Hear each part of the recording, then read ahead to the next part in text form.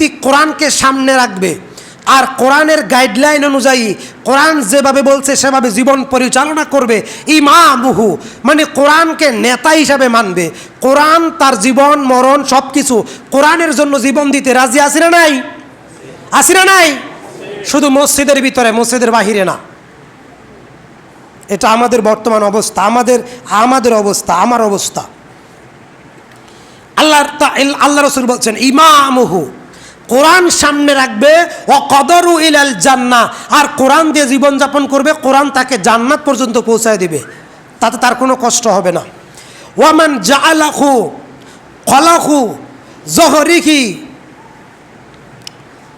সালাকুহু ইলান নার, যে ব্যক্তি কোরআনকে পিছনে রাখবে কোরআন তাকে জাহান্নামে পৌঁছায় দিবে নিশ্চিন্তে, আর কোনো সমস্যা থাকবে না জাহান্নামে যাওয়ার জন্যে।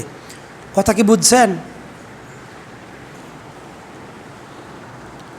পরিশেষে আব্দুল্লাহ ইবনে আমর রাদিয়াল্লাহু আনহু বলছেন, আলাইকুম বিল কুরআন ফাতাআল্লামুহু ওয়া আমালুহু আবনাউকুম ফাইন্নাকুম আনহু তুসআলুনা বিহি তাজি।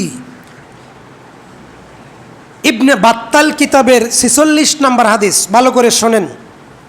আলাইকুম বিল কুরআন, তোমরা কোরআন পড়বে, ফাতাআল্লামু কোরআন শিক্ষা গ্রহণ করবে, ওয়া আমালুহু তার উপরে আমল করবে, আবনাউকুম তোমরা তোমাদের সন্তানকে কোরআন শিক্ষা দিবে। কথা শুনতে খারাপ লাগতেছে?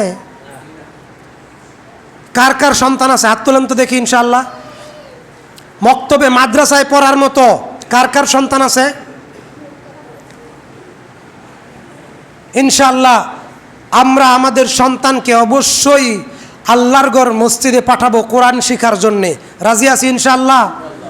সবাই বলেন ইনশা ইনশা ইনশা আল্লাহ। রাসূল সাল্লাল্লাহু আলাইহি সাল্লাম বলছেন, যে ব্যক্তি একটা আয়াত শিখবে, একটা আয়াত শিখাবে, একটা উট দান করলে যতটুকু নেকি হয় তার আমল নামায় সন্তান, পিতামাতা, ছাত্র ছাত্রী উভয়ের আমল নামায় এক একটা আয়াতের বিনিময়ে এক একটা উট দান করার সমান নেকি লেখা হয়। সাহাবী প্রশ্ন করলেন, যদি দুইটা আয়াত শিখায়? নবী বলছেন দুইটা উট দান করার সমান নেকি। সাহাবী বলছেন যদি তিনটা আয়াত শিখায় তাহলে তিনটা উট দান করার সমপরিমাণ নেকি ছাত্রের আমল নামায়, উস্তাদের আমল নামায়, ইমামের আমল নামায়, পিতামাতার আমল নামায়। সুবহানাল্লাহ। তাহলে আপনিও ঘুমান, সন্তানও ঘুমায়।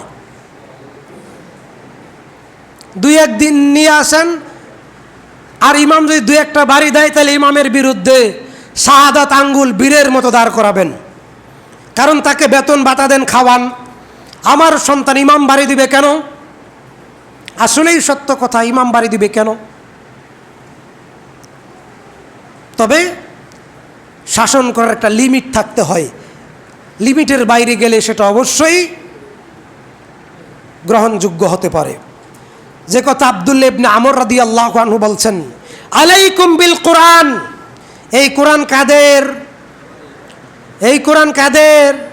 আমরা কোরআন পাইয়া খুশি না বেজার? তাহলে একটু মাথাটা সোজা করেন তো দেখি, মাথা সোজা করেন, সত্যিকার অর্থ অন্তর থেকে বলবেন কোরআন পাইয়া খুশি না বেজার? খুশি ইনশাআল্লাহ। এই কোরআনের পক্ষে থাকতে চান একদম জীবন থেকে মৃত্যু পর্যন্ত? যত বাধা বিপত্তি, জুলুম, নির্যাতন, কষ্ট, যত যা কিছু আসুক কোরআনের পক্ষে থাকবেন? হক কথা সাধ্য অনুযায়ী সবসময় বলবেন, ইমানের কথা বলবেন ইনশাআল্লাহ। যারা জালেম, যারা জুলুম করে, যারা জাতির উপর অত্যাচার করে তারা কিয়ামতের দিন নবীর সুপারিশ পাবে না, তারা হাউজে কাউসারের পানি পান করতে পারবে না। যারা জালেমের পক্ষে থাকে তারাও না। তিরমিজির হাদিস। কথা কি বুঝতে পারছেন? তাহলে আল্লাহর নবীর সাহাবী বলছেন আলাইকুম বিল কোরআন, কোরআন আমাদের সম্পদ। কোরআন কাদের সম্পদ? আমাদের। ফাতাআল্লামুহু তোমরা এই কোরআন শিখবে, ওয়া আমালুহু কোরআনের উপর আমল করতে রাজি আছেন ইনশাআল্লাহ? নিজে আমল করবেন।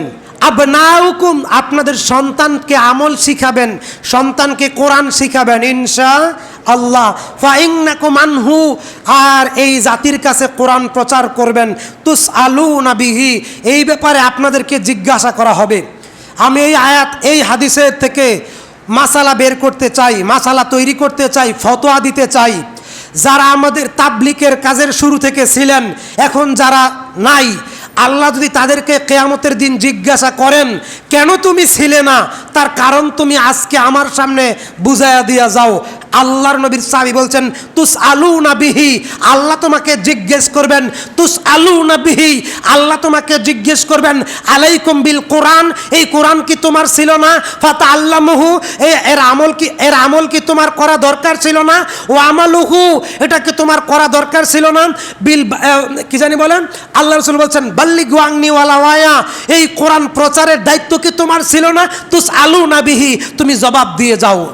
শুরু থেকে ছিল, এখন কেন নাই? যখন খিচুড়ি খাওয়াবে তখন মসজিদ ভরে যায়, শুরু থেকে কেন তোমরা আসো না? তুসআলুনা বিহি, আল্লাহর কোরআন বলছে, নবীর হাদিস বলছে, তুসআলুনা বিহি, জবাব দিয়ে যান। ও প্রধান বক্তা ভালো ওয়াজ করে আর ছোট বক্তা কি দুর্বল ওয়াজ করে? প্রধান বক্তা যেই কোরআন যেই হাদিস বলে, ছোট বক্তা ভাইরাল না এমন বক্তা এলাকার ছোটোখাটো ইমাম একই তো কোরআন বলে, না কোনো সন্দেহ থাকে? না কোনো সন্দেহ থাকে? তাহলে নামাজের আগে রাগ করবেন না, আমি আপনার ভাই, আমি আপনার বন্ধু, দুঃখ লাগে আমার কাছে, দুঃখ লাগে। নামাজের আগে মসজিদ ভরে যায়, মাশাআল্লাহ ভালো, আমি আপনাদের বদনাম করতেছি না ভাই, পায়ে ধরে বলে এটা ভালো। তবে আরেকটু আগে আসেন, কখন শ্বাস বন্ধ হয় কোনো গ্যারান্টি আছে? যদি একটা নেকি নিতে পারেন ইনশাআল্লাহ, এই যে বক্তা 1 ঘন্টা বয়ান দেয়, 1টা 2টা 3টা আয়াত শুনেন, 10টা আয়াত শুনলে 10টা উট দান করার সমান সওয়াব। আর যদি রাস্তাঘাটে বসে থাকেন, পরে আসেন, যদি 3টা আয়াত শুনেন 3টা উটের নেকি পাবেন। 7টা আয়াত যদি মিস যায় তাহলে তো 7টা উট আপনার নেকি থেকে কম যাবে। কথা কি বুঝাইতে পারলাম? তুসআলুনা বিহি তুজি, তোমাকে জিজ্ঞাসা করা হবে আর সে অনুযায়ী তুজি, তোমাকে প্রতিদান দেওয়া হবে। তাহলে আজকে আলোচনায় সুস্পষ্টভাবে এটা বুঝাতে চাইলাম যে যারা কোরআন পড়তে পারে না, জাহান্নামে যাওয়ার সবচেয়ে বড় কারণের মধ্যে একটা কারণ, তারা জাহান্নামে